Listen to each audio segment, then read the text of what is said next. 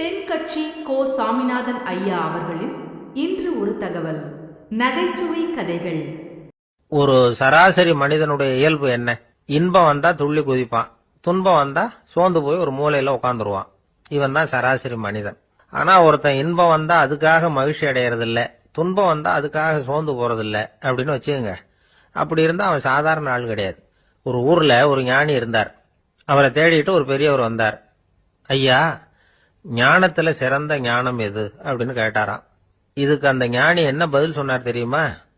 இன்பத்தினால மகிழ்ச்சி அடையாமலும் துன்பத்தினால சோர்வு அடையாமலும் இருக்கிறது தான் அந்த ஞானம், பெரிய ஞானம் அப்படின்னாராம். சரி சுவாமி, அப்படிப்பட்ட ஞானம் உங்களுக்கு எப்படி வந்ததுன்னு கேட்டிருக்காரு இவரு. அதை நான் ஒரு கழுதைகிட்ட இருந்து கத்துக்கிட்டேன் அப்படின்னாராம் அவரு. இவருக்கு ஒன்றும் புரியல, ஒரு மாதிரியா முழிச்சிருக்கிறார். இதை அவர் புரிஞ்சுக்கிட்டார். நீங்க நாளைக்கு காலையில நம்முடைய ஆசிரமத்துக்கு வாங்க, புரிய வைக்கிறேன்னாராம். சரின்னு அவர் போயிட்டார். மறுநாள் காலையில ஆசிரமத்துக்கு வந்து சேர்ந்தார். ஞானி அவரை கூப்பிட்டு உட்கார வச்சார். வாங்க, வந்து இப்படி உட்காருங்க, கொஞ்ச நேரத்துல இந்த வழியா ஒரு கழுதை போகும், அதை கவனிச்சு பாருங்கன்னாராம். இவருக்கு இன்னமும் ஒன்னும் புரியாம போச்சு, ஒரே குழப்பம். இருந்தாலும் அந்த ஞானி சொன்னது மாதிரியே உட்கார்ந்துருக்கிறார். கொஞ்ச நேரத்துல அந்த வழியா ஒரு கழுதை போச்சு. அது முதுக நிறைய அழுக்கு மூட்டைகள், அதை சுமந்துகிட்டு போகுது. ஒரு செலவு தொழிலாளி அதை ஓட்டிட்டு போறார். கொஞ்ச தூரத்துல ஒரு ஆறு இருக்கு. அங்க போய் துணியெல்லாம் சுத்தப்படுத்திக்கிட்டு சாயந்தரமா திரும்பி இந்த வழியாவே வருவாங்க. ஞானி சொன்னது மாதிரியே இந்த பெரியவர் அழுக்கு மூட்டையை சுமந்துகிட்டு போற அந்த கழுதையை கவனிச்சார். கழுதை போயிட்டுது. அதுக்கப்புறம் ஞானியை திரும்பி பார்த்தார். இப்ப அந்த ஞானி சொன்னார், சாயந்தரம் வரைக்கும் நீங்க இங்கேயே இருக்கணும்னார். அதே மாதிரி இவர் இருந்தார். சாயந்தரமா அந்த ஞானி சொன்னார், ஐயா, இப்ப கொஞ்ச நேரத்துல அந்த கழுதை இந்த வழியா திரும்பி வரும், அதையும் கவனிச்சு பாருங்கன்னார். இவரும் கவனிச்சு பாக்குறார். கழுதை வந்தது. அது முதுகுல சலவை செய்யப்பட்ட துணி மூட்டை, அது பாட்டுக்கு சுமந்துக்கிட்டு போய்கிட்டு இருக்குது. பெரியவருக்கு ஒன்னும் புரியல, பொறுமை இழந்துட்டார். சரி சுவாமி, இந்த கழுதைக்கும் உங்க ஞானத்துக்கும் என்ன சம்பந்தம் அப்படின்னார். இப்ப அந்த ஞானி விளக்கினார். ஐயா, இந்த கழுதை இதே மாதிரி தினமும் காலையில அழுக்கு மூட்டைகளை சுமந்துக்கிட்டு ஆத்துக்கு போகுது, மாலையில வெண்மையான சுத்தமான துணிகளை சுமந்துக்கிட்டு திரும்பி ஊருக்கு போகுது. காலையில இது போகும்பொழுது முதுகல அழுக்கு மூட்டைகளை சுமந்துக்கிட்டு போறோமேங்கிற வருத்தமும் அதுக்கு கிடையாது. சாயந்தரம் திரும்பி வரும்பொழுது சுத்தமான துணிகளை சுமந்துக்கிட்டு வர்றோமேங்கிற மகிழ்ச்சியும் அதுக்கு இல்ல. இத பார்த்துதான் நானும் அது மாதிரி ஞானத்தை கத்துக்கிட்டேன் அப்படின்னாராம். அதனால யாரு கத்து கொடுக்கறாங்க அப்படிங்கறத விட எதை கத்துக்கிறோம் அப்படிங்கறது தான் முக்கியம். ஒரு சினிமா பாக்குறோம், ஒரு அருவி கொட்டுறது மாதிரி காட்சி வருது, தண்ணீர் வழியுது. படம் முடிஞ்சதும் பாத்தீங்கன்னா அந்த திரை என்ன நனைஞ்சு போயா இருக்கும். ஒரு தீப்பிடிச்சு எரியிற காட்சியை சினிமாவில் பாக்குறீங்க, காட்சி முடிஞ்சதும் அந்த வெண் திரையே கருகி போயா இருக்கும். படத்துல வர்ற தண்ணீரும் நெருப்பும் அந்த திரையை பாதிக்கிறது இல்ல. நாம அந்த திரை மாதிரி இருக்கிறதுக்கு கத்துக்கணுமா. அந்த பக்குவம் வந்துட்டுதுன்னா இன்பமும் துன்பமும் நம்ம எதுவும் செய்யாது. ஒரு சினிமாவை பாக்குற வரைக்கும் சிரிக்கலாம், அழலாம். பார்த்துட்டு வெளியில வரும்பொழுது அழுதுகிட்டே வரக்கூடாது. ஒருத்தர் வந்தார். அப்படி படம் முடிஞ்சு வெளியில வரும்பொழுது அருவி மாதிரி கண்ணீர் சிந்திக்கிட்டே வரார். ஏன் சார், படம் அவ்வளவு சோகமா அப்படின்னு கேட்டார். இன்னொருத்தர், இல்ல சார், கூட்டம் ரொம்ப குறைச்சல் சார், மொத்தம் படம் பார்க்க வந்தவங்களே 15 பேர் தான் சார் அப்படின்னார் கண்ணீரை தொடச்சுக்கிட்டே. அதுக்கு நீங்க ஏன் சார் அழறீங்கன்னு கேட்டார் அவரு. இந்த படத்தோட தயாரிப்பாளரே நான் தான் சார் அப்படின்னாரா இவர். ஒரு நீதிமன்றம், அங்க ஒரு கொலை வழக்கு சம்பந்தமா விசாரணை நடந்துகிட்டு இருக்குது. அந்த வழக்கறிஞர் ரொம்ப தீவிரமா வாதாடிட்டு இருக்கிறார். தன்னுடைய கட்சிக்காரர் நிரபராதிங்கிறது அவருக்கு நல்லா தெரியும். அதனாலதான் அவர் சார்பா வாதாடுறதுக்கே ஒத்துக்கிட்டார். அப்படி அவர் மும்முரமா வாதாடிட்டு இருக்கிற சமயத்துல அவசரமா தந்தி ஒண்ணு வந்து சேர்ந்தது. அதை வாங்கி படிச்சு பார்த்தார். அதுக்கப்புறம் அதை மடிச்சு தன்னுடைய கோட்டு பையில வச்சுக்கிட்டு தொடர்ந்து வாதாட ஆரம்பிச்சுட்டார். பேசி முடிச்சாரு. அதுக்கப்புறம் அங்க கோர்ட்ல இருந்த சக வக்கீல்கள் அவர்கிட்ட வந்தாங்க. தந்தி ஒண்ணு வந்ததே, என்ன விஷயம் அப்படின்னு விசாரிச்சாங்களாம். அப்ப அவர் சொல்லியிருக்கிறார், ஊர்ல சிகிச்சைக்காக போயிருந்த என்னுடைய மனைவி இறந்து போனதா தந்தி வந்திருக்குது அப்படின்னாராம். மற்ற வக்கீல்களுக்கு அதிர்ச்சி. என்னங்க இது, மனைவி இறந்ததை விட கேஸ் முக்கியமா உங்களுக்கு அப்படின்னு கேட்டிருக்கிறாங்க. இறந்து போன என் மனைவி மறுபடியும் திரும்பி வர போறதில்ல, ஆனா என்னுடைய கட்சிக்காரர் ஒரு கொலை வழக்குல மாட்டிக்கிட்டார், அவரோ நிரபராதி, அவர் உசுரை நான் காப்பாற்ற வேணாமா, இதுதான் என்னுடைய கடமை அப்படின்னாராம். இப்படி இவர் சொன்னது எல்லாரும் அப்படியே திகைச்சு போய் நின்னுட்டாங்களாம். சரி, கடமைக்கு முக்கியத்துவம் கொடுத்த அந்த வழக்கறிஞர் யார் தெரியுமா? அவர் தான் இரும்பு மனிதர் சர்தார் வல்லபாய் பட்டேல்.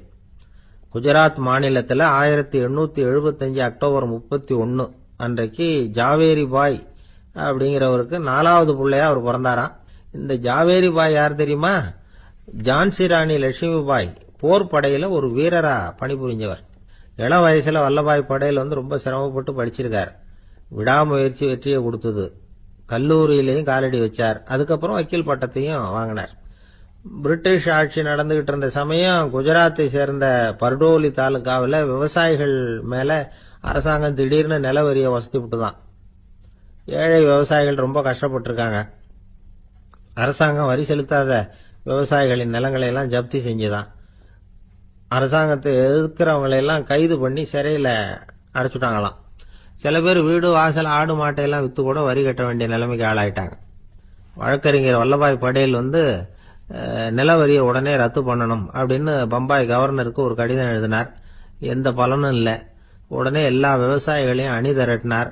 அதுக்கு தானே தலைமை தாங்கினார். சத்தியாகிரகம் நடத்தினார். அந்த பகுதியில் எந்த வேலையும் நடக்கல. வேற வழி இல்லை. ஆட்சியாளர்கள் உடனே வரியை ரத்து பண்ணாங்க. சிறையில் இருந்தவங்களெல்லாம் வெளில விட்டாங்க. 1928 ஆகஸ்ட் 6 சர்க்காருக்கும் விவசாயிகளுக்கும் இடையில ஒரு உடன்பாடு ஏற்பட்டது. அதுக்கப்புறம் தான் நிலைமை சரியா போச்சான். வல்லபாய் படேலின் பொது சேவையை பாராட்டின பொதுமக்கள் அவருக்கு சர்தார் அப்படிங்கிற பட்டத்தை கொடுத்தாங்களாம். சர்தார்னா தலைவர் அல்லது தளபதினு அர்த்தம். இரும்பு மனிதர்னு இவருக்கு பேரு. இருந்தாலும் நகைச்சுவை உணர்வும் இவருக்கு நிறைய உண்டு. ஒரு தடவை ஒரு பத்திரிகை நிருபர் வந்திருக்கார். சர்தார் பட்டேல் கிட்ட அவருக்கு பிடிச்ச பண்பாடு கலாச்சாரம் எது அப்படின்னு கேட்கணும்னு ஆசை. அதனால அவரை பார்த்து கேட்டாராம், ஏங்க உங்களுக்கு பிடிச்ச கல்ச்சர் எது அப்படின்னு கேட்டிருக்கார். இதுக்கு சர்தார் பட்டேல் சொன்ன பதில் என்ன தெரியுமா? எனக்கு பிடிச்ச கல்ச்சர் அக்ரிகல்ச்சர் அப்படின்னு. இந்த உலகமே ஒரு நாடக மேடை. நாம எல்லாரும் நடிகர்கள். இது ஞானிகள் சொல்றது. இது ஒரு பக்கம் இருக்கட்டும். இந்த உலகத்துக்குள்ள எத்தனையோ நாடக மேடைகள், எத்தனையோ நடிகர்கள், எத்தனையோ நாடகங்கள். இதெல்லாம் எப்படி ஆரம்பமாச்சு? அதுதான் இன்னைக்கு தகவல். அதாவது ஆதி மனிதன் பேச ஆரம்பிக்கிறதுக்கு முன்னாடி சைகையாலேயே எல்லாத்தையும் சொல்லிட்டு இருந்தான். அதனால அப்பவே நடிப்பு ஆரம்பமாயிட்டுது. முதல்ல ஒரு வேட்டையத்தான் அவன் நடிச்சு காட்டியிருப்பான். இவன் எப்படி போனான், எதிரில் மிருகம் எப்படி வந்தது, அதோட எப்படி சண்டை போட்டான், எப்படி அடிச்சு கொண்டுகிட்டு வந்தான், இதை அப்படியே மற்றவங்களுக்கு நடிச்சு காட்டியிருப்பான். ஏன்னா மொழி கிடையாது. இந்த காலத்துல எல்லாம் நாடகங்கள்ல நடிக்கிறவங்கள நடிகர்கள்ங்கிறோம். ஒரு காலத்துல இவங்களுக்கு என்ன பேர் தெரியுமா? திஸ்பியர்கள் அப்படின்னு பேராம். இதுக்கு காரணம் உண்டு. அதாவது 2000 வருஷத்துக்கு முன்னாடி கிரீஸ் நாட்டுல திசிபியஸ் அப்படின்னு ஒரு ஆள் இருந்தான். அவன் ஒரு பெரிய நாடக கலைஞன். அவன் சில இளைஞர்களை சேர்த்துக்கிட்டான், பயிற்சி கொடுத்தான், நாடக குழுவை உருவாக்கினான். நடிகர்களையும் நாடகத்துக்கு தேவையான பொருள்களையும் ஏற்றிக்கிட்டு போறதுக்கு ஒரு வண்டியையும் தயார் பண்ணான். அந்த வண்டியிலேயே அவன் கிரேக்க நாடு பூராவும் சுத்தினான். ஊர் ஊரா நாடகம் போட்டான். ஒரு ஊருக்கு போனதும் அங்கே நாடகம் நடத்த தியேட்டர் இருக்கா அப்படிங்கலாம் பார்க்கறது இல்லை அவன். ஏன்னா அப்போலாம் தியேட்டர்னா என்னன்னு தெரியாது. நாடகம்னா அது ஒரு மூடிய கொட்டைக்குள்ளதான் நடத்தணுங்கிறது அப்ப யாருக்குமே தோணலை. இந்த வண்டி போகும், அதுவே ஒரு பகுதி அப்படியே ஒரு மேடை மாதிரி விரிச்சிக்கும். அதில் ஏறி நின்றுக்கிட்டு நாடகத்தை நடிச்சு காட்டுவாங்களாம். மக்கள்லாம் எதிரில் தரையில் உட்காந்து அதை பார்த்துக்கிட்டு இருக்கிறது. உலகத்தின் முதல் நடமாடும் தியேட்டர் இதுதானா. இந்த திசைபிஎஸ் தான் முதலா உலகத்தில் நாடகம்ங்கிற பொழுதுபோக்கை நடத்தி காட்டினவன் அப்படின்னு சொல்றாங்க. அவன் சொந்தமா நாடகம் எழுதுனா, நடிச்சான், நாடகத்தை இயக்கினான். அதனால தான் அவனை first man of the theatre அப்படின்னு சொல்லுவாங்க. அவன் தான் நாடக மேடையின் முன்னோடி. கிரேக்கர் காலத்திலேயே நாடக ஆசிரியர்கள், நடிகர்கள், ரசிகர்கள் இவங்கெல்லாம் உருவாயிட்டாங்களாம். நாடகத்தின் சரித்திரத்தில் இந்த 3 பிரிவும் ரொம்ப முக்கியம். அதாவது கிரேக்க தியேட்டர்கள்லாம் திறந்த வெளி மேடைகள் தான். பெரும்பாலும் மலைச்சரிவுகள். அதுவே படிப்படியாக பண்ணியிருப்பாங்க. கீழே அரைவட்ட வடிவில் மேடை, அதுக்கு ஆர்கெஸ்ட்ரான்னு பேர். பிற்காலத்தில் இதில் உட்காந்து இசைக்குழுவினர் வாய்ச்சதுனால இசைக்குழுவுக்கே ஆர்கெஸ்ட்ராங்கிற பேர் வந்துட்டுது. இப்போ கிரேக்க தியேட்டர்களில் ஒன்று, அதோட காலம் கிமு 340. அதை இன்னமும் பாதுகாத்து வச்சிருக்கிறாங்களாம். எபிடாரஸ் அப்படிங்கிற இடத்துல அது இருக்குதான். இன்னமும் அந்த தியேட்டரை பயன்படுத்திக்கிட்டு வர்றாங்களாம். சிறந்த கிரேக்க நாடகங்கள்லாம் அங்கே நடிக்கிறாங்களாம். ஆரம்ப காலத்திலேயே கட்டணம் கிடையாது. அப்புறம் பின்னாடி தான் நுழைவு கட்டணம்லாம் அப்படியே வந்துட்டு தான். நடிகர்கள் பளபளப்பான ஆடைகள் உடுத்தியிருப்பாங்களாம். இந்த குதிகால் உயர்ந்த காலணிகள் போட்டிருப்பாங்களாம். இதெல்லாம் பழைய குறிப்புகள். பலவிதமான உருவங்கள்ல மாஸ்க் அப்படின்னு சொல்லப்படுற முகமூடி. அதனால ஒரே நடிகர் பல வேடங்கள்ல நடிக்கிறது உண்டான். ஆரம்பத்தில் பெண் நடிகர்கள் கிடையாது, எல்லாம் ஆண் நடிகர்கள் தான். ரோமானியர்கள் தான் முதல் நிரந்தர நாடக மேடையை கட்டினவங்க. அதுதான் முதல் தியேட்டர். கிமு 1048 காலகட்டத்தில் பாம்பிங்கிற நகரத்தில் அதை கட்டியிருக்கிறாங்களாம். கிரேக்க ரோமானிய தியேட்டர்களின் அடிப்படையிலேயே இந்த இத்தாலிய வடிவ அமைப்பாளர்கள் இந்த குதிரை லாட வடிவில் ஒரு ஆடிட்டோரியத்தை உருவாக்கினாங்களாம். இப்படி அதை பற்றி நிறைய தகவல் இருக்குது. 1576 லண்டனில் இந்த வின்ஸ்பர்ரி, அப்புறம் இந்த பில்ட்ஸில், அப்புறம் ஜேம்ஸ் இப்படிங்கிற ஒரு முயற்சியால் தான் இங்கிலாந்தில் முதல் தியேட்டர் உருவாச்சான். அப்படி ஒருத்தர் இருந்தாராம். உலக நாடக மேடையின் வரலாறு இதுதான். அதாவது இப்பெல்லாம் அறிவியல் வளர்ச்சி அதிகமாயிட்டுது, திரைப்படம் தொலைக்காட்சி எல்லாம் வந்தாச்சு. ஒவ்வொரு வீடுமே ஒரு குட்டி தியேட்டர் மாதிரி ஆயிட்டுது. தொலைக்காட்சி முன்னாடி உட்காந்து எழுந்திருக்கவே மனசு வர்றதில்லை. ஒரு அம்மா ஒரு மனோதத்துவ டாக்டரை தேடிட்டு வந்தாங்களாம் இந்த காலத்தில். டாக்டர், எங்கள் வீட்டுக்காரர் எப்போ பார்த்தாலும் டிவி முன்னாடி உட்காந்துக்கிட்டு அதையே வெறிச்சு பார்த்துக்கிட்டு இருக்கிறார், உத்து பார்த்துக்கிட்டு இருக்கார், எனக்கு சந்தேகமாக இருக்குன்னாங்களாம். இது மனக்கோளாறு இல்லைங்க, ஆர்வ கோளாறு, அவ்வளவுதான், இதுக்காக பயப்படாதீங்கன்னாராம் டாக்டர்.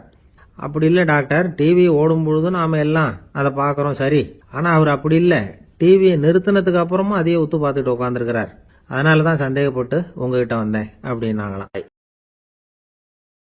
நமக்கு முன்னாடி நமக்கு வேண்டிய ஒருத்தர் ஒரு கிளாஸ்ல நமக்கு பழச்சாறு கொண்டாந்து வைக்கிறாருன்னு வச்சுங்க. உடனே நாம என்ன பண்ணுவோம்? எடுத்து கிடுகிடுன்னு சாப்பிட்டுருவோம், அடுத்தவங்க யாரும் வர்றதுக்குள்ள. அதை விட்டுட்டு அதை கொண்டாந்து வச்சவர்கிட்டயே அதோட விலை என்ன அப்படி இப்படின்னு நான் கேட்டுக்கிட்டு இருப்போம். நாம கேட்க மாட்டோம். ஆனா காந்திஜி அப்படி கேட்டாராம்.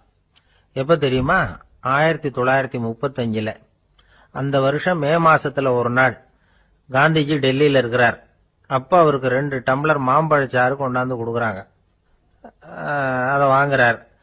இதோட விலை என்ன அப்படின்னு கேட்டார் காந்திஜி. யாருகிட்ட கேட்டாருன்னா மனுபென் காந்தி கிட்ட கேட்கிறார். அவங்க தான் கொண்டாந்து கொடுக்குறாங்க. காந்திஜிக்கு உதவி செய்யறதுக்காக அவர் கூடவே இருந்தவங்க அவங்க கிட்ட தான் கேட்கிறார். காந்திஜி சும்மா வேடிக்கைக்காக இப்படி கேட்கிறாருன்னு நினைச்சுட்டாங்க அந்த அம்மா. அதுவும் இல்லாம அதோட விலையை கேட்டா காந்திஜி நிச்சயமா அதை சாப்பிட மாட்டார் அப்படிங்கிற பயம் வேற. அதனால அந்த அம்மா பதில் எதுவும் சொல்லாம கம்முன்னு இருந்துட்டாங்க. கொஞ்ச நேரம் ஆச்சு. அந்த பழச்சாறு வச்ச இடத்துல அப்படியே இருக்குது, வச்ச இடத்துல வச்சபடியே இருக்கு. காந்திஜி அதை சாப்பிடவே இல்லை. மனுபென் காந்தி பார்த்தாங்க. மெதுவா காந்திஜி கிட்ட போய் அதை சாப்பிடுங்களேன் அப்படின்னாங்க. பழச்சாறு விலை என்னன்னு கேட்டேன், அதுக்கு பதில் இல்லை. அது முதல் தப்பு. பதிலை எதிர்பார்த்திருந்தும் அதை பத்தி விசாரிக்கல, அது 2வது தப்பு. இப்படி 2 தப்புகளை பண்ணிவிட்டு என்கிட்ட வந்து இதை சாப்பிடுங்கன்னு சொன்னா அது எப்படி அப்படின்னு கேட்டாராம் காந்திஜி. மனுபென் காந்தி என்ன சொல்றதுன்னு தெரியாம திகைச்சு போய் நின்றுகிட்டு இருந்தாங்க. காந்திஜி தொடர்ந்து சொன்னாராம். இப்ப என் முன்னாடி வச்சிருக்கிற இந்த பழச்சாறு விலை சுமாரா ஒரு ₹1/2 இருக்கும். அது அந்த காலத்து மதிப்பு. இந்த பழச்சாறு இல்லாம கூட என்னால இருக்க முடியும். ஆனா அவசியமான பொருள்களை வாங்கறதுக்கு கூட சக்தி இல்லாத மக்கள் இந்த நாட்டுல நிறைய பேர் இருக்கிறாங்க. அப்படி இருக்கிறப்போ எனக்கு என்னத்துக்கு இந்த விலை உயர்ந்த பானம்? இதை இப்போ நான் சாப்பிட்டா என் உடம்பு வேணும்னா ஆரோக்கியமாகலாம், ஆனா என் மனசு அமைதி அடையாது. எனக்கு என்னுடைய உடல் ஆரோக்கியத்தை விட மன ஆரோக்கியம் தான் முக்கியம். அதனால இதை நான் சாப்பிட மாட்டேன், எடுத்துட்டு போயிடு அப்படின்னாராம். அந்த சமயத்துல ஒரு அகதி பொண்ணு 2 குழந்தைகளோட காந்திஜியை பார்க்கறதுக்காக வந்தது. வணக்கம் சொல்லிச்சு. காந்திஜி உடனே தனக்கு முன்னாடி இருந்த பழச்சாற்றை எடுத்து அந்த பொண்ணுகிட்டையும் குழந்தைகள்கிட்டையும் கொடுத்து சாப்பிட சொன்னார். அவங்க அதை வாங்கி ரொம்ப சந்தோஷத்தோட சாப்பிட்டாங்களாம். அதை பார்த்த காந்திஜி முகத்துல ஒரு புன்னகை, ஒரு பரவசம், ஒரு திருப்தி. அவர் மனசு நிறைஞ்சி இருந்தது. அப்போ அவர் சொன்னாராம், ஆண்டவன் எனக்கு எப்பவும் சரியான சமயத்துல கை கொடுப்பாருங்கிறது அதுக்கு இதுதான் அத்தாட்சி. நான் ஒரு இக்கட்டான சூழ்நிலையில இருக்கிறப்ப கூட கடவுளின் கருணையால அந்த சூழ்நிலை என்னை பாதிக்கல. என் கூட இவ்வளவு நாள் பழகியும் கூட இங்க இருக்கிறவங்க எனக்கு அதிக விலை உள்ள பழரசத்தை கொடுத்தாங்க. ஆனா சரியான நேரத்துல அதை சாப்பிட வேண்டியவங்களை என்கிட்ட அனுப்பி வச்சு என்ன சந்தோஷப்படுத்தினார் கடவுள், அவருக்கு நன்றி அப்படின்னாராம் மகாத்மா காந்தி. உடல் ஆரோக்கியத்தை விட மன ஆரோக்கியம்தான் எனக்கு முக்கியம்னு சொன்னார் பாருங்க, அதை நாம எல்லாரும் மனப்பூர்வமா இன்னைக்கு சிந்திச்சு பார்க்கணும். இந்த காலத்துல எல்லாரும் அப்படியா நினைக்கிறாங்க? எனக்கு தெரிஞ்ச ஒருத்தர் இருந்தார். தினமும் காலையில ஒரு காபி சாப்பிட உட்கார்ற நேரத்துல பக்கத்து வீட்டுக்காரர் வந்து சேருவார் கரெக்டா. உடனே அவரும் தனக்குன்னு வந்திருக்கிற காப்பியை எடுத்து மனப்பூர்வமா பக்கத்து வீட்டுக்காரர்கிட்ட கொடுத்துருவார். அதுக்கப்புறம் அவருக்காக வேற காப்பி போட்டு கொண்டாந்து கொடுத்தாலும் வேண்டான்னு சொல்லிடுவார். ஆண்டவனா பார்த்து சரியான நேரத்துல அவரை எங்க வீட்டுக்கு தினமும் அனுப்பி வைக்கிறார் அப்படிம்பார். ஏன் அப்படி சொல்றீங்க அப்படின்னு கேட்டோம் ஒரு நாள். அதுக்கு அவர் சொல்றார், எனக்கு என்னோட உடல் ஆரோக்கியம்தான் முக்கியம். இத கடவுள் புரிஞ்சுக்கிட்டு எங்க வீட்டு காப்பியை சாப்பிடுறதுக்கு தினமும் அடுத்த வீட்டுக்காரனை அனுப்பி வைக்கிறார் அப்படின்னாலாம். ஒரு நண்பர் வந்தார். ரொம்பவும் இறுக்கமா உடை அணிஞ்சிருந்தார். அதாவது ஆடைக்குள்ள அவர் மாட்டிக்கிட்டு இருந்தது மாதிரி தெரிஞ்சது. ஏன் துணி குறைச்சலா எடுத்துட்டீங்களா அப்படின்னு கேட்டோம். இல்லைங்க, எனக்கு எப்பவுமே இறுக்கமா உடை அணியறது தான் பிடிக்கும் அப்படின்னார். ஒருத்தர் எப்படி உடை அணியிறார் அப்படிங்கறத வச்சே அந்த ஆள் எப்படிப்பட்டவர் அப்படிங்கறத கண்டுபிடிச்சிடலாம். உடை அணியிற விதம் ஒருத்தருடைய மனநிலையை வெளிப்படுத்துதான். இப்ப இறுக்கமான உடை அணியிறவங்க பொதுவா மன நிம்மதி இல்லாதவங்களா இருப்பாங்களாம், கோபக்காரங்களா இருப்பாங்களாம். ரொம்ப தொலைதொலைப்பா ஆடை அணிகிறவங்க இருக்கிறாங்கல்ல, அவங்க எல்லாம் அமைதியான ஆளா இருப்பாங்களாம், சாந்தமா இருப்பாங்களாம். இவங்கெல்லாம் போராடுறதுக்கு சரியா வரமாட்டாங்களாம். இப்படி ஒரு கணிப்பு இருக்குது. அதனாலதான் போர் வீரர்களுக்கெல்லாம் இறுக்கமான உடையை தான் கொடுக்கறது வழக்கம். ஆனா சன்னியாசிகளை பாருங்க, அவங்களுக்கெல்லாம் ரொம்ப தொலை உடைகள் தான். அவங்கெல்லாம் வந்து டைட் பேண்ட் போட்டுக்கிட்டு நிக்க மாட்டாங்க சன்னியாசிகள்லாம். அதே மாதிரி சன்னியாசிகள்லாம் காவி உடைய தேர்ந்தெடுக்கிறதுக்கும் காரணம் உண்டு. பல ஆண்டுகள் சோதனை செஞ்சு பார்த்துட்டு தான் சன்னியாசத்துக்கு காவி தான் சரி அப்படின்னு முடிவு பண்ணியிருக்கிறாங்க. இப்ப பௌதீக விஞ்ஞானப்படியும் அதுதான் சரி. அதாவது சூரிய ஒளியில வந்து 7 வண்ணங்கள் உண்டு. ஒரு பொருள் மேல அது விழும் பொழுது அந்த பொருள் நமக்கு சிவப்பா தெரிஞ்சதுன்னா அந்த பொருள் வந்து சிவப்பை தவிர மற்ற எல்லா நிற கதிர்களையும் உள்வாங்கிக்கிட்டு சிவப்பு நிறத்தை மட்டும் வெளியில விடுது. அதாவது விலக்கி விடுது. அதனாலதான் அந்த பொருள் வந்து சிவப்பா தெரியுது. உடல் ஆரோக்கியத்துக்கு ஓரளவு சிவப்பு தேவைப்படுது. அதனாலதான் காவி உடை அணிஞ்சா சூரிய ஒளி ஓரளவு சிவப்பை விலக்கிவிடும். அதாவது சிவப்பின் பலனும் கிடைக்கும், இந்த சிவப்பின் கெடுதலும் இல்லை அப்படின்னு யோசனை பண்ணாங்க. காவி வந்து உதய வேளையின் நிறம். கீழ் வானத்துல கதிர் உதிக்கிற வேளையில முதல் ஒளி தோன்றுகிற நேரத்துல காவி நிறம் தான் கசியும். தியானம் செய்யறப்போ முதல்ல காணக்கூடிய ஒளி காவி நிறம் தான். தியானத்தின் உச்ச நிலையின் நிறம் நீலம். தியானம் வந்து காவி நிறத்துல ஆரம்பமாகி நீல நிறத்துல நிறைவடைகிறது அப்படிங்கிறார் ஓஷோ. நீலம் வந்து தியான சிகரம், காவி வந்து தியான ஆரம்ப குறியீடு, ஒரு சன்னியாசியின் ஆரம்ப தரிசனம் அப்படிங்கிறார் அவர். ஒருத்தர் நாள் பூரா காவி உடைய அணிஞ்சிருந்தா அந்த நிறம் வந்து அவருக்கு வந்து தியானத்தை பற்றிய நினைவை வந்து ஊட்டிக்கிட்டே இருக்கும். இப்படியே வந்து ஆடைக்கும் தியானத்துக்கும் இடையில ஒரு தொடர் ஏற்படுது. ஒரு துறவியின் உள்ளார்ந்த பண்பா அது மாறுது. கடை வீதியில ஒரு பொருள் வாங்க போறோம், அது மறந்துடக்கூடாதுங்கிறதுக்காக ஞாபகம் முடிச்சு போட்டுக்கிறோம். அந்த முடிச்சுக்கும் பொருளுக்கும் தொடர்பு இல்லை. ஆனா கடை வீதிக்கு போன உடனே அந்த முடிச்சு வந்து அந்த பொருளை ஞாபகப்படுத்துது.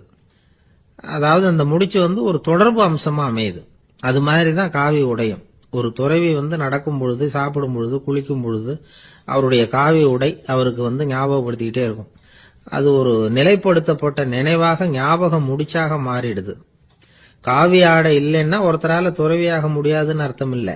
அதே நேரத்துல காவி ஆடையால ஒன்னும் பிரயோஜனம் இல்லை, அதுல ஒன்னும் அர்த்தம் இல்லை அப்படின்னு சொல்லிட முடியாது.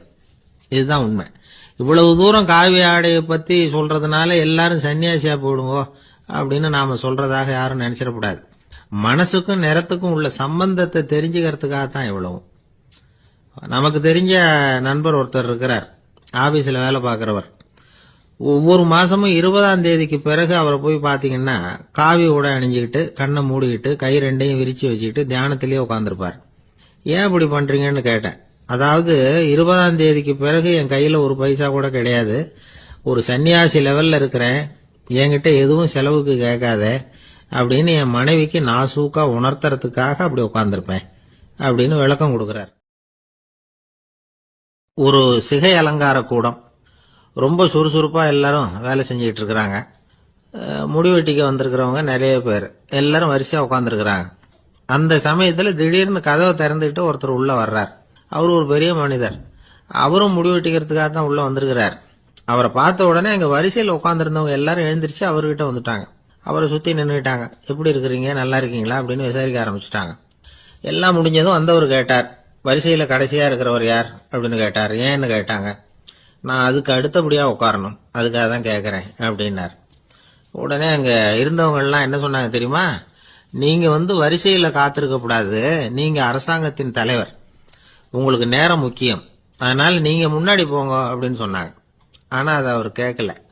தோழர்களே, உங்களுடைய கருத்துக்கு ரொம்ப நன்றி. எல்லாரும் வரிசையா தான் வரணும், அதுதான் முறை.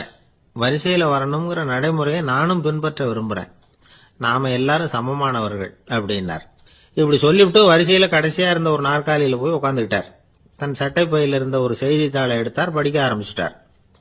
ஆனா அங்க இருந்தவங்களால இதை பார்த்துக்கிட்டு சும்மா இருக்க முடியல.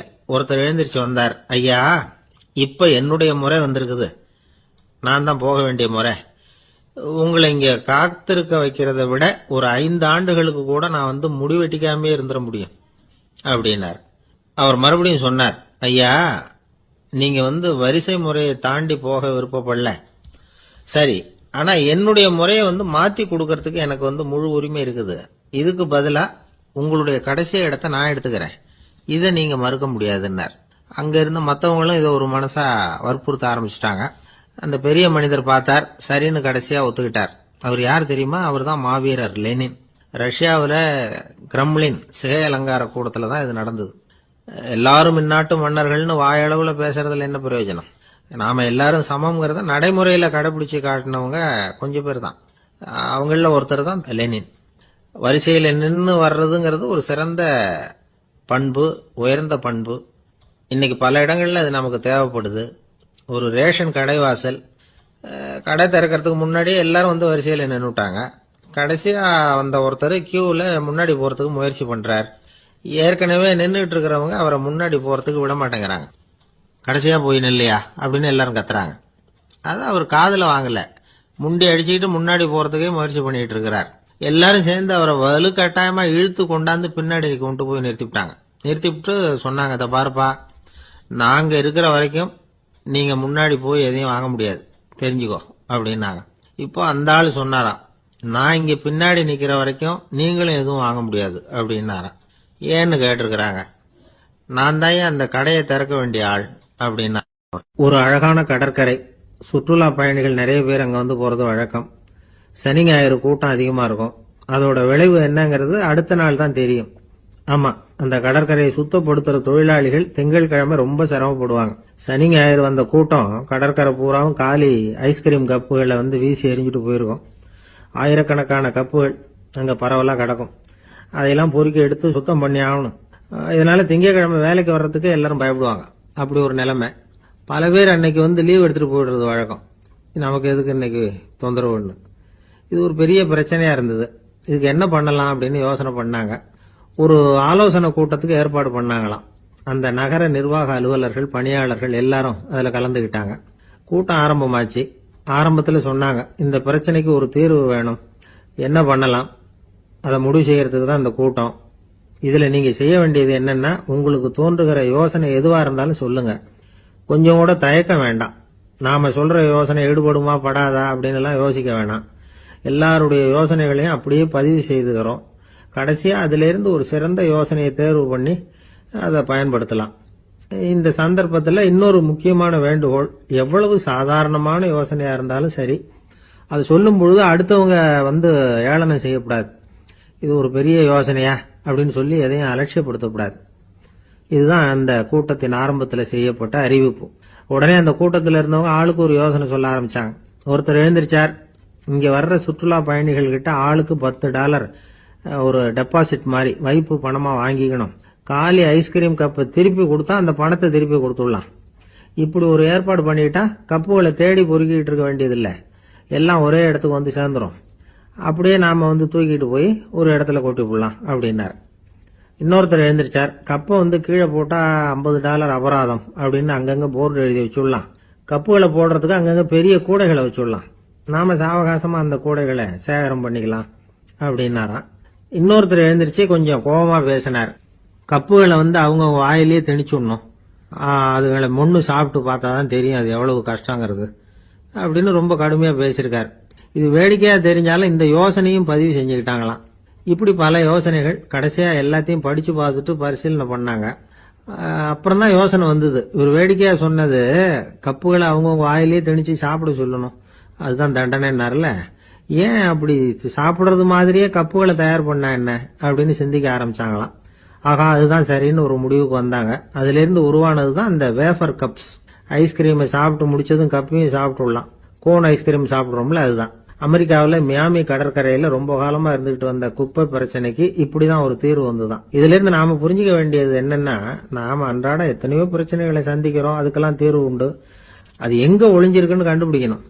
அந்த அந்த யோசனையையும் நல்லா தீவிரமா யோசிக்கணும். யாரு என்ன யோசனை சொன்னாலும் அதை அலட்சியப்படுத்தக்கூடாது.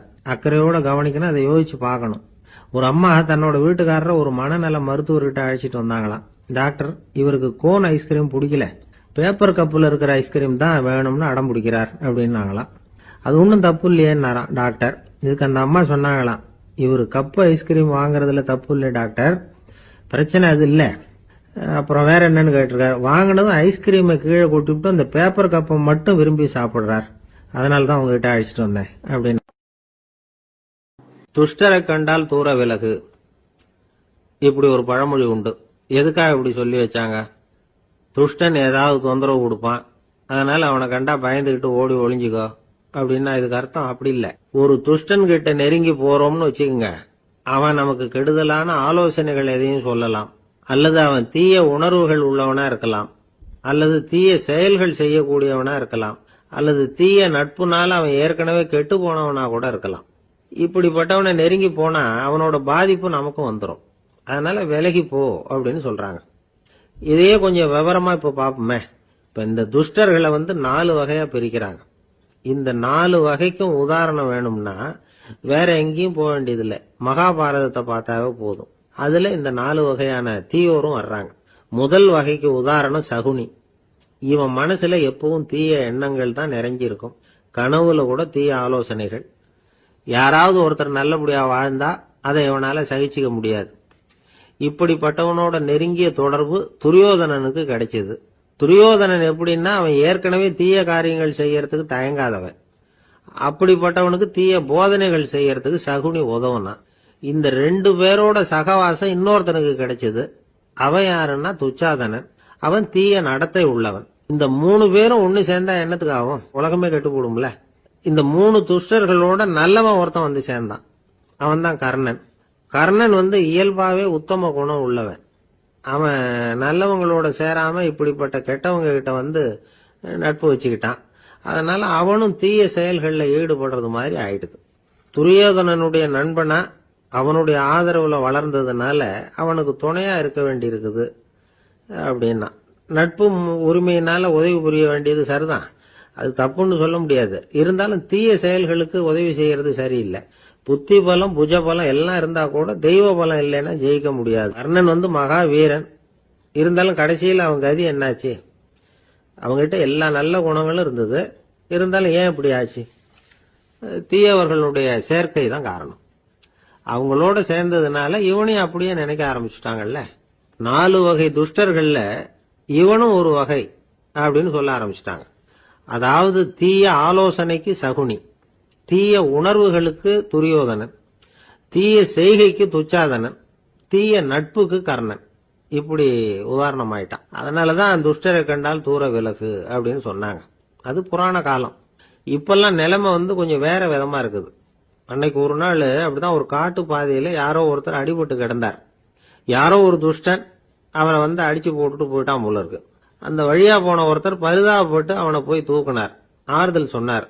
இத பாருங்க, இந்த வழியா எப்பவும் தனியா வரக்கூடாது, ஏன்னா இங்க ஒரு ரவுடி இருந்துகிட்டு வர்றவங்க போறவங்களெல்லாம் வழிப்பறி பண்ணிட்டு இருக்கிறதா கேள்விப்பட்டிருக்கிறேன் அப்படின்னாராம். இனிமே அப்படி கேள்விப்பட மாட்டீங்க அப்படின்னு அந்த ஆளு. ஏன்னு கேட்டிருக்காரு இவர். அவன் சொல்லியிருக்கான், நான் தான் சார் அந்த ரவுடி, இந்த வழியா போனவங்க கிட்ட தகராறு பண்ணேன், அவங்க தான் என்ன இப்படி அடிச்சு போட்டு என்கிட்ட இருந்த பணத்தை எல்லாம் புடுங்கிட்டு போட்டாங்க சார், காலம் ரொம்ப கெட்டு போச்சு அப்படின்னு நானா ரொம்ப பரிதா. ஒருத்தர் குதிரை ரேஸுக்கு போனார், பணம் கட்டினார், தோத்து போயிட்டார். மறுபடியும் போனார், பணம் கட்டினார், தோத்து போனார். அடுத்த தடவையும் பணம் கட்ட போனப்போ அவரை தடுத்து கேட்டோம், ஏன் சார் ஏற்கனவே விட்டது போதாதா, இன்னமும் இருக்கிறத விடணுமா அப்படின்னு கேட்டோம். விட்டதையெல்லாம் மொத்தமா எடுக்க வேணாமா சார், அதுக்காக தான் தொடர்ந்து பணம் கட்டுறேன்னாரு அவரு. இவரை திருத்துறது ரொம்ப கஷ்டம். இது ஒரு மனநோய். மனநோய்கள்ல பல வகை உண்டு. மனநோய்கள் பிரிவு அட்டவணையில சூதாட்டம்ங்கிறது அவதியுறும் நோய் அப்படிங்கிற தலைப்புல வருது. சூதாட்டம் 2 வகைப்படும்னு சொல்றாங்க உளவியல் நிபுணர்கள். ஒரு வகை எப்படின்னா, நண்பர்களோட சேர்ந்துகிட்டு மகிழ்ச்சியும் கிளர்ச்சியும் அடையறதுக்காக ஈடுபடுறது. பிரச்சனைகளை தீர்க்கறதுல ஒரு ஆர்வம், கேளிக்கைக்காக கொஞ்சம் விட்டு பிடிக்கிறது அப்படிங்கிற மனுஷனுடைய அடி மனசுல உள்ள விபரீத பிணைய சுபாவம், இதெல்லாம் அதுக்கு காரணம். இன்னொரு வகை எப்படின்னா, சூதாட்டத்தில் ஈடுபட்டு ஒரு கட்டாய நிலைமைக்கு ஆளாயிடுறது. ஈடுபடு அப்படின்னு மனசு ஒரு வெறித்தன்மையை தூண்டிக்கிட்டே இருக்கும். இப்படிப்பட்டவங்களுக்கு நாம தோத்துக்கிட்டு இருக்கோம்ங்கிறது தெரியும், நாம ஜெயிக்கிறதுக்கான சந்தர்ப்பம் இல்லைங்கிறதும் தெரியும். இதனால நமக்கும் கஷ்டம், நம்ம சுத்தி இருக்கிறவங்களுக்கும் கஷ்டங்கிறதும் புரியும். அப்படி இருந்தும் சூதாடுவாங்க. இதுக்கு காரணம் சூதாடியின் பகற்கனவு அப்படிங்கிறாங்க நிபுணர்கள். இந்த நிலைமைக்கு கட்டாய சூதாட்டம் அல்லது நிர்பந்த சூதாட்டம் அப்படின்னு பேர் வச்சிருக்கிறாங்க. இப்படிப்பட்ட ஆசாமி இருக்கிறது பூரா விட்டுருவான், கடன் வாங்குவான், திருடுவான். இருந்தாலும் என்னைக்காவது ஒரு நாள் ஜெயிச்சிருவேன் அப்படின்னு சொல்லிக்கிட்டே இருப்பான். விட்டதை எடுத்துருவேங்கிற ஒரு நம்பிக்கை சுடர் அவனுக்குள்ள எரிஞ்சுக்கிட்டே இருக்கும். இவனை மனநோயாளி அப்படின்னு சொல்லிட முடியாதான். என்ன காரணம்னா, இது மாதிரி ஆளுங்க கிட்ட மன போராட்டமோ கவலையோ பதட்டமோ இருக்கிறது இல்ல. சில விசேஷமான குணங்கள் இவங்க கிட்ட உண்டு. எதிர்ப்பு உணர்ச்சி, சிறுபிள்ளைத்தனம், சட்ட திட்டங்களையும் சம்பிரதாயங்களையும் உட தெரியாத மனப்போக்கு, பொறுப்பில்லாத தன்மை, நெறிதவறி நடக்கிறது எல்லாம் இவங்க கிட்ட உண்டு. ஆனா வெளிப்பார்வைக்கு ரொம்ப சிநேகமா இருப்பாங்க, அன்பா இருப்பாங்க. அப்படி இருக்கிறதாக காட்டிக்குவாங்க. ஆதாயம், சுயலாபம் இதெல்லாம் கருதி தான் பழகுவாங்க. இவங்க கேட்கறப்ப நாம பணம் கொடுக்கலன்னு வச்சுக்கோங்க, நம்மளை கை விட்டுருவாங்க. நம்ம மேல அவாண்டமா பழி சுமத்துறது கூட தயங்க மாட்டாங்க. தங்களுடைய சூதாட்ட நடவடிக்கைகளுக்கு சாதகமான காரணங்களை சொல்லிட்டு இருப்பாங்க. நீ வேணும்னா பாரு, ஒரே நாள்ல நான் இழந்ததையெல்லாம் மீட்டு லட்சாதிபதி ஆறனா இல்லையா பாரு அப்படிம்பாங்க. தோத்து போறத ஒரு படிப்பினையா இவங்க எடுத்துக்கிறதே இல்லை. தோத்து போறதுலேயே இவங்களுக்கு ஒரு அலாதியான சுகம். தனக்குத்தானே துன்பத்தை வரவழைச்சுக்கிட்டு இன்பம் அடையறதுக்கு தன்வதை சுகம் அப்படின்னு பேர். இவங்கெல்லாம் அந்த ரகம். சில பேர் எப்படி தெரியுமா, மந்திர எண்ணங்களை வரவழைச்சிக்கிறது, சூதாடுறதுக்காக ஆபீஸ்ல கையாடல் பண்றது, அடுத்தவங்க கிட்ட இருந்து திருடுறது. இந்த மந்திர எண்ணம் தீவிரமாச்சுன்னா ஒரு மாதிரியா பேச ஆரம்பிச்சிருவாங்க. தோல்விதான் சார் வெற்றிக்கு முதல் படியும்பாங்க. தன்னால பகடக்காய்களையும் குதிரை ஓட்டிகளையும், அதாவது இந்த ஜாக்கிகள், அதெல்லாம் கட்டுப்படுத்த முடியுங்கிற பித்து நிலைக்கு இவங்கெல்லாம் தள்ளப்பட்டுருவாங்க. சில சூதாடிகள் ஆராய்ச்சி பார்த்ததுல என்ன தெரிய வந்தது தெரியுமா, அவங்க எல்லாம் குழந்தை பருவத்துல அன்புக்காக ஏங்கினவங்களாம், புறக்கணிக்கப்பட்டவங்களாம், உதவிகளை பெற முடியாதவங்க, இப்படி எல்லாம் இருந்திருக்கிறாங்க. இவங்க வளர வளர மத்தவங்க சௌகரியம் பற்றி அக்கறை இல்லாதவங்களா ஆயிடுறாங்க. அதிர்ஷ்ட தேவதை தன்னோட இருக்கிறாங்க அப்படிங்கிற அசையாத நம்பிக்கை இவங்களுக்கு. இவங்களை திருத்துறது ரொம்ப கஷ்டம். அதனால பந்தயம், சூதாட்டம் இது மாதிரியான விஷயங்களை விட்டு விலகியே இருக்கிறது தான் நமக்கு நல்லது. ஒரு ஆள் சொன்னான், என்னுடைய குதிரை வேகமா ஓடுறதுக்கு என்ன வழி அப்படின்னு கால்நடை மருத்துவர்கிட்ட யோசனை கேட்டேன். அவர் ஒரு பாட்டில் நிறைய மாத்திரைகளை கொடுத்து தினம் 2 மாத்திரை வீதமா கொடுக்க சொன்னார். முதல் நாள் 2 மாத்திரையை கொடுத்துட்டு அது மேல ஏறி உட்கார்றதுக்கு போனேன். அவ்வளவுதான். அதுக்குள்ள அது அம்பு மாதிரி பாஞ்சு ஓடி போச்சு. நான் இன்னும் உட்காரவே இல்லை, அதுக்குள்ள பாஞ்சு ஓடி போச்சு அப்படின்னா. அடடா, அப்புறம் நீங்க என்ன பண்ணீங்க அப்படின்னு கேட்டாங்க.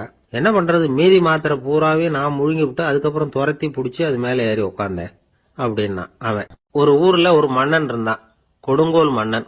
நிறைய தொந்தரவு பண்ணிட்டு இருந்தான். அவன் ஒரு தடவை என்ன பண்ணான் தெரியுமா, ஒரு தப்பும் பண்ணாத ஒரு இளைஞனை பிடிச்சி ஜெயில அடைச்சுட்டான். அந்த பையனோட சொந்தக்காரங்கள்லாம் ராஜா கிட்ட போனாங்க. அவன் ஒரு தவறும் பண்ணல, அவனை விடுதலை பண்ணுங்க அப்படின்னு கெஞ்சி கேட்டுக்கிட்டாங்க. மன்னன் யோசனை பண்ணான். அந்த இளைஞனை கூப்பிட்டுக்கிட்டு வர சொன்னான். அவனை கொண்டாந்து ராஜா முன்னாடி நிறுத்தினாங்க. இதை பாருப்பா, உன்னை நான் விடுதலை பண்ணுவேன், ஆனா ஒரு கண்டிஷன். அந்த நிபந்தனையை நீ நிறைவேற்றினா உனக்கு விடுதலை அப்படின்னா மன்னன். சரின்னு ஒத்துக்கிட்டான் பையன். மன்னன் கண்டிஷன் என்னங்கிறத சொன்னான்.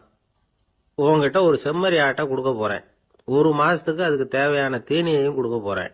1 மாசம் கழிச்சு அந்த ஆட்டை எடை போட்டு பார்ப்பேன். அந்த ஆட்டின் எடை கொஞ்சம் கூட கூடி இருக்கக்கூடாது. எடை கூடி இருந்தா உனக்கு விடுதலை கிடையாது. என்ன சொல்ற அப்படின்னா. பையனுக்கு ஒன்றும் புரியல, பயமா போயிட்டுது. குழம்பிக்கிட்டே நின்றுகிட்டு இருக்கிறான். சரி, ஒரு நாள் டைம் தரேன், நல்லா யோசனை பண்ணி பார்த்துட்டு நாளைக்கு உன் முடிவை சொல்லு அப்படின்னா மன்னன். பையன் கவலையோட வெளியில வந்தான். அங்க ஒரு பெரியவர் நின்றுகிட்டு இருந்தார். அவர்கிட்ட விஷயத்த சொன்னான். அந்த பெரியவர் இந்த பையனுக்கு காதோட காதா ஒரு வழியை சொல்லி கொடுத்தார். அதை கேட்டதும் பையன் மறுபடியும் மன்னன் முன்னாடி வந்து நின்னா, உங்க நிபந்தனையை ஏத்துக்கிறேன்னு சொன்னான். மன்னன் வந்து ஒரு ஆட்டுக்குட்டியையும் அதுக்கு 1 மாசத்துக்கு தேவைப்படுற தீவனத்தையும் கொடுக்கும்படியா உத்தரவு போட்டான். கொடுத்தாங்க. ஓடிட்டு போயிட்டான். 1 மாசம் தினமும் தவறாம அந்த தீவனத்தை ஆட்டுக்குட்டிக்கு போட்டுக்கிட்டு இருக்கிறான்.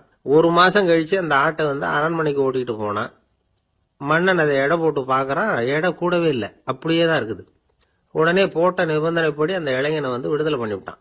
சரி, ஆட்டுக்கு எடை கூடாம இருக்கிறதுக்கு அந்த பெரியவர் சொல்லி கொடுத்த யோசனை என்ன அப்படின்னா, அது வேற ஒண்ணும் இல்ல.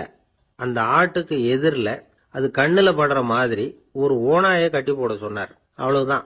ஆட்டுக்கு ஓநாய்ங்கிறது பிறவி பகை. ஓநாயை பார்த்தா ஆடு நடுங்க ஆரம்பிச்சிரும், அவ்வளவு பயம். தினமும் அந்த ஆடு பயந்துகிட்டே தேனி சாப்பிட்டது, எடை கூடல. அதுதான் ரகசியம். இது வந்து சின்ன பிள்ளைங்களுக்கான ஒரு கதை. இதுல இருந்து தெரிஞ்சுக்க வேண்டிய உண்மை என்னன்னா, நாமெல்லாம் சாப்பிடுறப்ப மனசும் உடம்பும் அமைதியா இருக்கணும். அப்பதான் அது உடம்புல ஒட்டும். அவசரத்திலையும் பயத்திலையும் சாப்பிட்டா அது சரியா ஜீரணம் ஆகாது. இன்னொரு ராஜா இருந்தார். அவரும் ஒரு இளைஞனை ஜெயில அடைச்சு விட்டார். விடுதலை பண்ணணும்னா ஒரு கண்டிஷன்னார். என்னன்னு கேட்டான். ஒரு ஆட்டுக்குட்டியை அவன் முன்னாடி கொண்டாந்து நிறுத்துவேன். நீ அதுகிட்ட ஒரு கேள்வி கேட்கணும். அதுக்கு சரியான பதிலை சொல்லணும். அப்படி செஞ்சுட்டா உனக்கு விடுதலைன்னார். இளைஞன் யோசனை பண்ணி பார்த்தான். சரின்னு ஒத்துக்கிட்டான். அது பிரகாரமே ஆட்டுக்குட்டிய பதில் சொல்ல வச்சுட்டான்.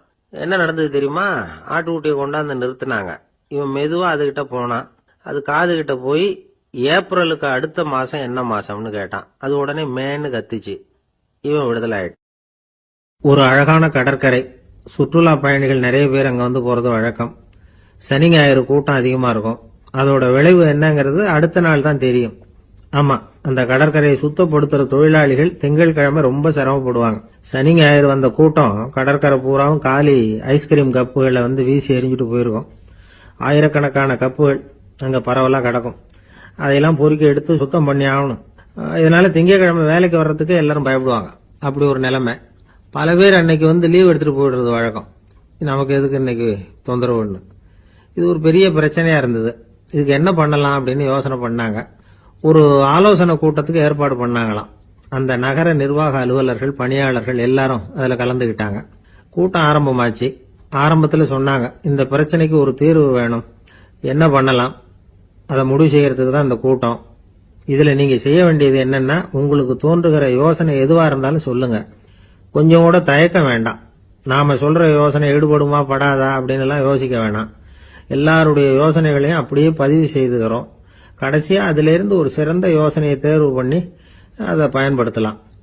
இந்த சந்தர்ப்பத்தில் இன்னொரு முக்கியமான வேண்டுகோள், எவ்வளவு சாதாரணமான யோசனையா இருந்தாலும் சரி, அது சொல்லும் பொழுது அடுத்தவங்க வந்து ஏளனம் செய்யக்கூடாது.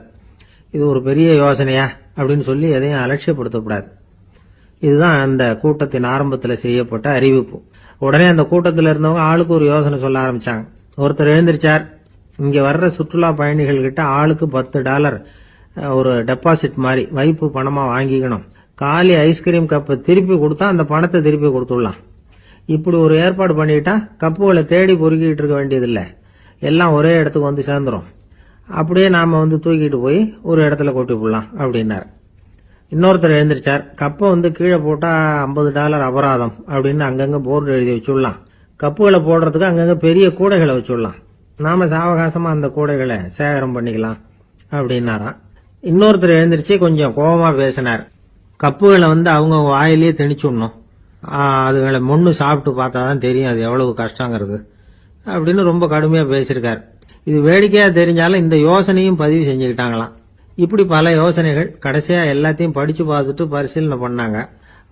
அப்புறம் தான் யோசனை வந்தது. இவர் வேடிக்கையா சொன்னது கப்புகளை அவங்கவுங்க வாயிலேயே திணிச்சு சாப்பிட சொல்லணும், அதுதான் தண்டனைன்னாருல. ஏன் அப்படி சாப்பிடுறது மாதிரியே கப்புகளை தயார் பண்ண என்ன அப்படின்னு சிந்திக்க ஆரம்பிச்சாங்களாம். ஆகா, அதுதான் சரின்னு ஒரு முடிவுக்கு வந்தாங்க. அதுல இருந்து உருவானதுதான் இந்த வேஃபர் கப்ஸ். ஐஸ்கிரீமை சாப்பிட்டு முடிச்சதும் கப்பையும் சாப்பிட்டுடலாம். கோன் ஐஸ்கிரீம் சாப்பிடுறோம்ல, அதுதான். அமெரிக்காவில் மியாமி கடற்கரையில ரொம்ப காலமா இருந்துகிட்டு வந்த குப்பை பிரச்சனைக்கு இப்படிதான் ஒரு தீர்வு வந்துதான். இதுல இருந்து நாம புரிஞ்சுக்க வேண்டியது என்னன்னா, நாம அன்றாட எத்தனையோ பிரச்சனைகளை சந்திக்கிறோம், அதுக்கெல்லாம் தீர்வு உண்டு. அது எங்க ஒளிஞ்சிருக்குன்னு கண்டுபிடிக்கணும். அந்த யோசனையையும் நல்லா தீவிரமா யோசிக்கணும். யார் என்ன யோசனை சொன்னாலும் அதை வந்து அலட்சியப்படுத்தக்கூடாது. அக்கறையோட கவனிக்கணும், அதை யோசிச்சு பார்க்கணும். ஒரு அம்மா தன்னோட வீட்டுக்காரரை ஒரு மனநல மருத்துவர்கிட்ட அழைச்சிட்டு வந்தாங்களாம். டாக்டர், இவருக்கு கோன் ஐஸ்கிரீம் பிடிக்கல, பேப்பர் கப்பில் இருக்கிற ஐஸ்கிரீம் தான் வேணும்னு அடம் பிடிக்கிறார் அப்படின்னாங்களாம். அது ஒன்றும் தப்பு இல்லையேன்னாராம் டாக்டர். இதுக்கு அந்த அம்மா சொன்னாங்களாம், இவர் கப்பு ஐஸ்கிரீம் வாங்குறதுல தப்பு இல்லை டாக்டர், பிரச்சனை அது இல்லை. அப்புறம் வேற என்னன்னு கேட்டிருக்காரு. வாங்கினதும் ஐஸ்கிரீமை கீழே கொட்டிவிட்டு அந்த பேப்பர் கப்பை மட்டும் விரும்பி சாப்பிடுறார், அதனால தான் உங்ககிட்ட அழைச்சிட்டு வந்தேன் அப்படின்னு. தென்கட்சி கோ சாமிநாதன் ஐயா அவர்களின் இன்று ஒரு தகவல் நகைச்சுவை கதைகளை கேட்டு ரசித்தமைக்கு நன்றி.